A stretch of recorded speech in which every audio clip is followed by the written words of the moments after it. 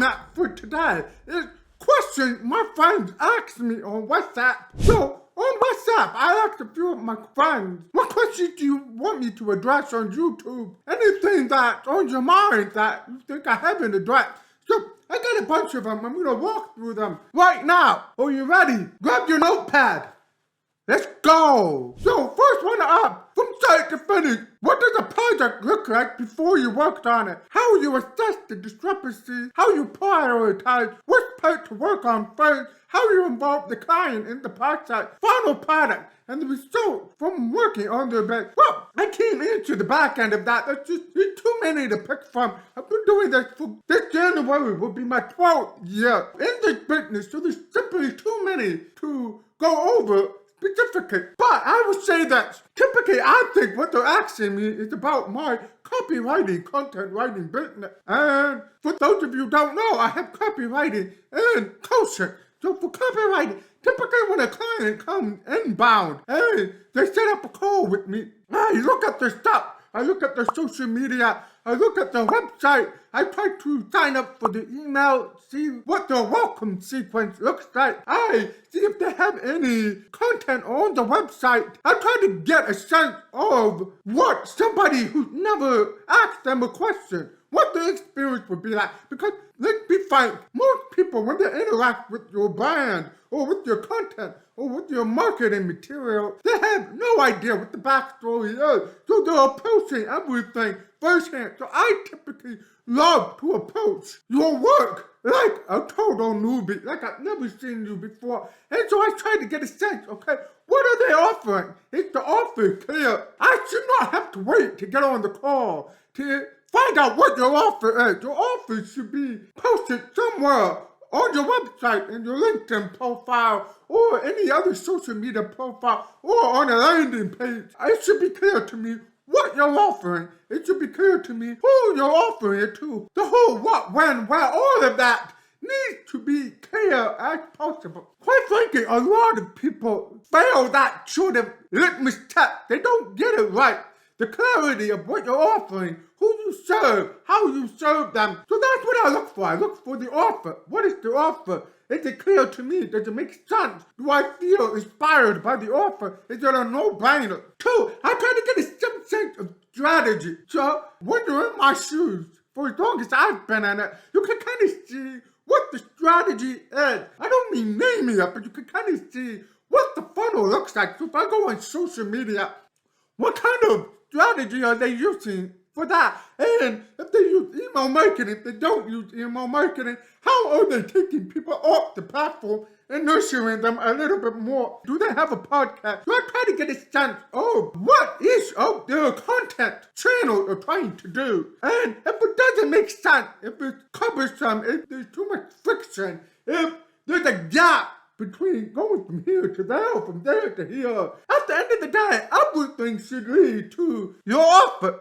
So if everything doesn't lead to your offer, something's wrong. Your funnel is broken, so to speak. So that's 2 things I look for. 3, I look for the actual pieces of content themselves without ever talking to people on the sales call. Does it make sense? Is it clear? Are they using great content strategies and tactics to grab attention and interest? When they do long form content, are they answering questions that the audience has preemptively? If not, then those are all things I look for first before getting on the call. Then when I get on the call, I just listen to what they think is the problem. Typically, what they think is the problem isn't actually the problem, but I listen anyway. I'm listening to what they're doing. All the while, I've already seen all their content from different locations. I've looked at their offer, and I'm listening, and then I'm asking questions. And then we finally get to the heart of the problem, and we agree on what the parameters are going to be, and we get to work on fixing those things. Clients with me are partners. I don't work well when clients are like,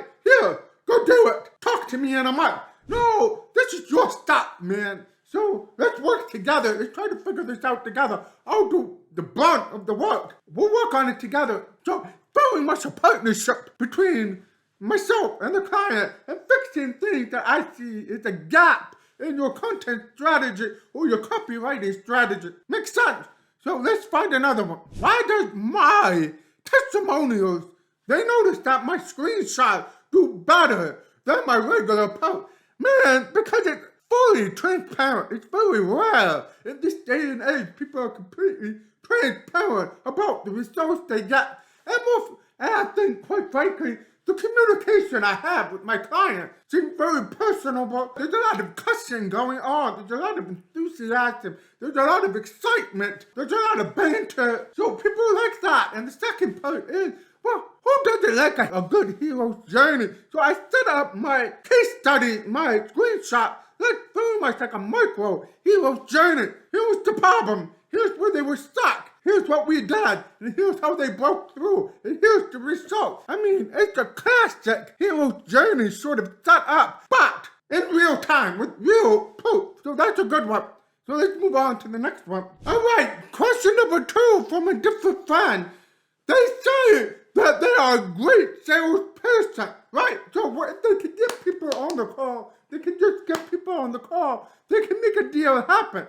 But they're still not getting more people on the call, right? There's a gap between getting people on the call, which is their strength. They're a natural salesperson. They're really good at talking to people. And the content that they're bringing up people over the line to get them to experience them. So there's a lot of questions about what type of content should they be using. But the one thing I want to highlight is if you know you are a great salesperson on the call, what does that mean? I want you to think about that question. That means to me, people need to see, hear, and experience you. And that's really difficult to do with text-based content. That means you need to start doing videos. And more specifically, you need to do videos that are up close, edited, not over-edited, just nice natural speaking cadence.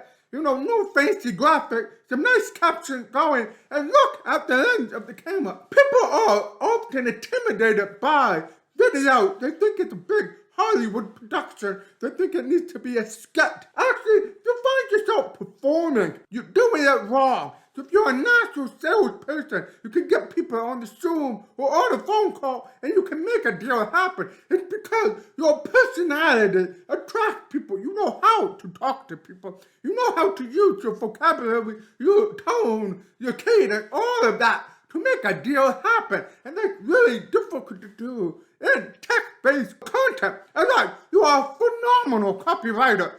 In that case, if you're not, I would highly encourage you to do video. Either use your webcam, use your phone, speak naturally to the camera, tackle topics that your audience, your buyers want to see, hear, and experience from you. And it will allow them to get almost the same flavor as they would on the sales call. The same passion that comes out has to come out on that video. So anything that you normally talk about on a sales call, the same language, the same energy, needs to happen on the video for social media. And you might say, well, I'm a weirdo. Stop. You're not a weirdo. Oh, well, stop. Oh, I don't like the way I look. Stop. If you're able to close people on a Zoom call, which, by the way, is unedited, without the right lighting, without the right filters, without the captioning, they bought something from you. That means people like hearing and seeing you in live action.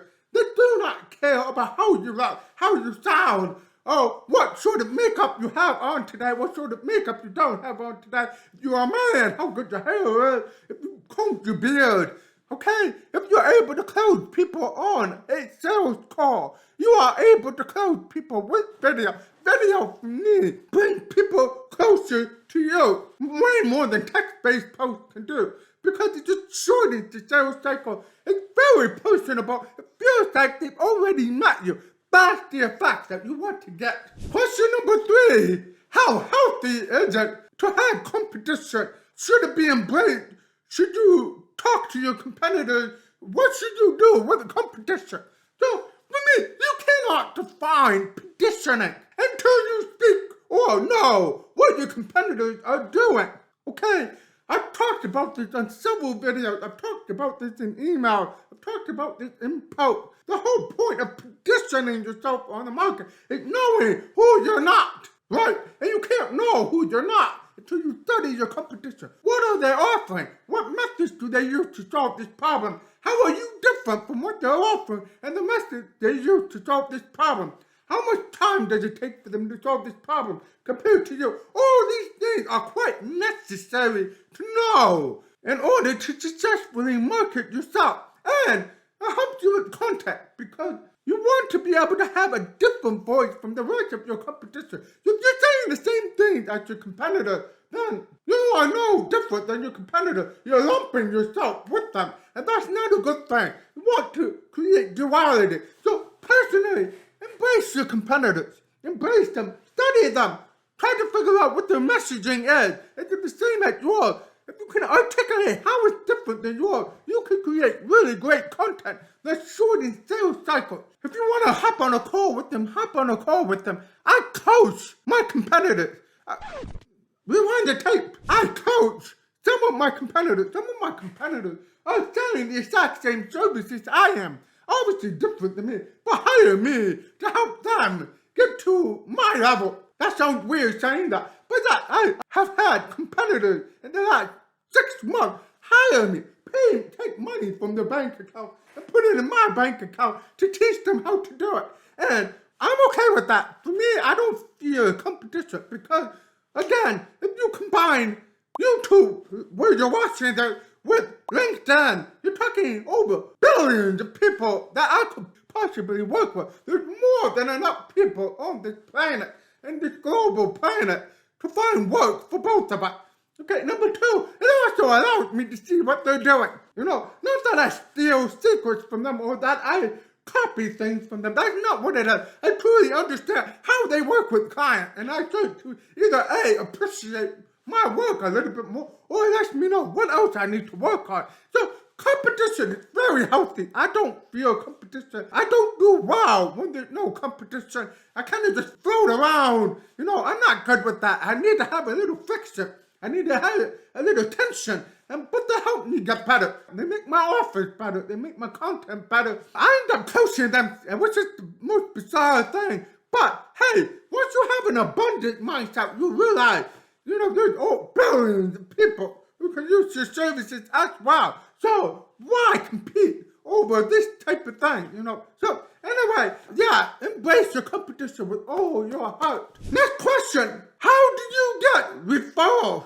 Okay, well, this is a tough question because, I get referrals. I get the bulk of my business is based upon referrals. Now, I think there's 2 ways you can get referrals. You can be intentional about it, or you could be unintentional about it. I, for the most part, am very unintentional, which means I know if I deliver absolute supreme quality of work to my client, they are going to refer me to other people. Now, you might say, well, that's not true. They like to hold people. They don't want to just give you away. No, my friend. Human psychology has taught me that people increase their social value by sharing other people who help them. It gives them social capital. It makes them feel good doubly because 1, they're helping their friend out, and 2, they're helping somebody they work closely with. It's a win-win. They're seen as a wonderful human. They feel good. There's a feel-good chemical releasing in their brain with referral system. So by them referring somebody with top-notch quality and that they know is going to deliver results for the friend, what does that say about them? Right? Think about that. So for me, I don't focus on the intentionality of referral. I focus on my work and delivering absolutely best quality work, whether I'm coaching or whether I'm copywriting. Either way, I know I have a high probability that they're going to want to refer me to somebody else because I deliver the goods.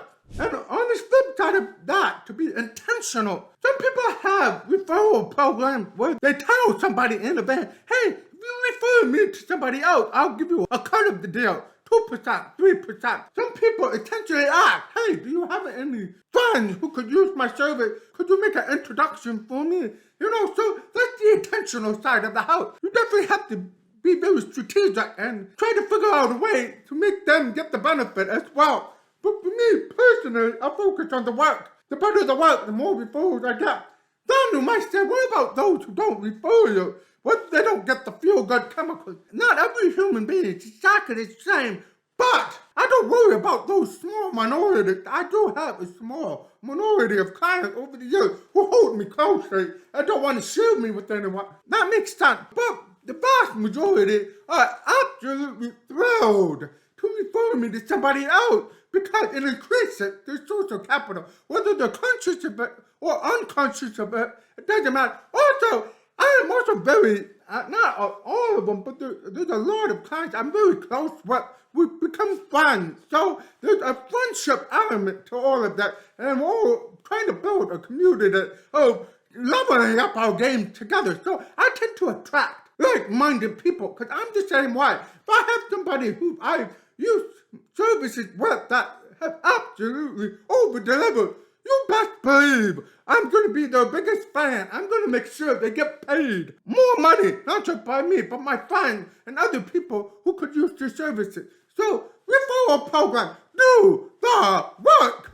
So last question, I'll save the others for another video. What do you do if you don't have as much social proof? So in other words, you're probably very new to this game, or you've been around, but you don't have a catalog of proof or social proof. Okay, so they'll probably refer you to how I share proof on a regular, consistent basis. Number one, I've been doing this for quite a long time, as I keep repeating.